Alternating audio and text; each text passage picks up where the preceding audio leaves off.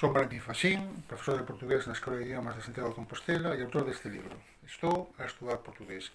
O libro está pensado para persoas que abordan a aprendizaxe do portugués, que dun feitío máis formal, por exemplo, nunha escola de idiomas, ou que é dunha forma máis autodidacta. Ora, é para todas as persoas que estudan portugués? Sí e non. Reparei nesta regua, vai do 0 ao 30. Se eu preguntase a unha persoa, olla, sendo 30 a lingua destino, o portugués, e sendo chinés a lingua fonte, onde estaría un falante de chinés? E a maioría das persoas diría, bon, estaría polo 5, polo 6, polo 7.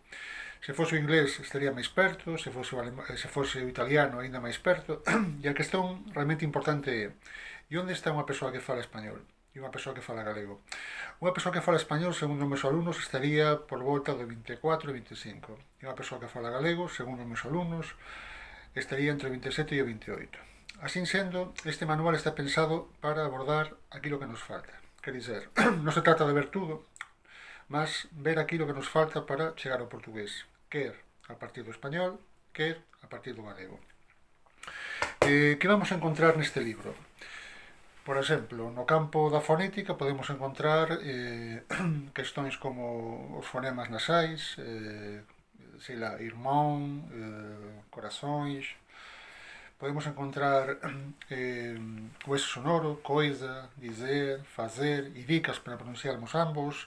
No campo da ortografía podemos encontrar a acentuación, que é ligeramente diferente da española, o que por veces provoca dificultades. Podemos encontrar dicas para usar o S duplo, dicas para usar o C e o Z na escrita.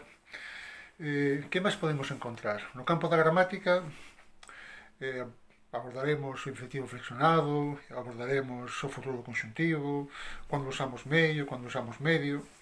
No campo do léxico, un campo bastante amplo, aí a idea foi máis abordar o que implica o léxico na aprendizaxe dunha lingua, mas os grandes desafíos son os falsos amigos, os decalques.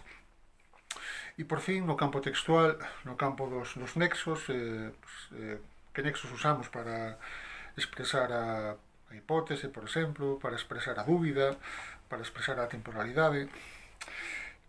Bon, eu penso que este manual é unha boa ferramenta para persoas que se queren aproximar do portugués da forma máis rápida posible, sen perder moito tempo, mas ao mesmo tempo dedicando atención. Así sendo, boa viaxe, bon percurso e bon camiño.